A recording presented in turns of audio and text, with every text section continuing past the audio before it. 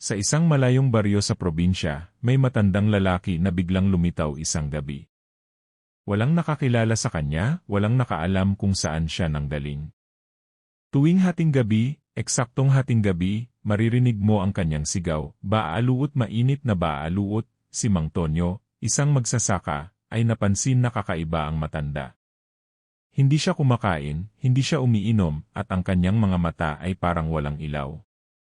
Isang gabi, sinundan ni Mang Tonyo ang matanda papunta sa dulo ng daan at doon niya nakita, ang mga balut na ibinebenta ng matanda ay hindi itlog ng itik. Ang laman ng bawat itlog ay isang maliit na puso, tumitibok pa. Nang lumingon ang matanda kay Mang Tonyo, ang mukha niya ay walang mata, walang ilong, ngiti lang, malawak na ngiti. Bulong niya, "Gusto mo bang bumili, anak?" Kinabukasan, si Mang Tonyo ay natagpuang wala na sa kanyang bahay. Ang natira lang ay isang balot na bukas at walang laman. Hanggang ngayon, tuwing hating gabi sa baryo na iyon, naririnig pa rin ang boses ng matanda, "Baaluot.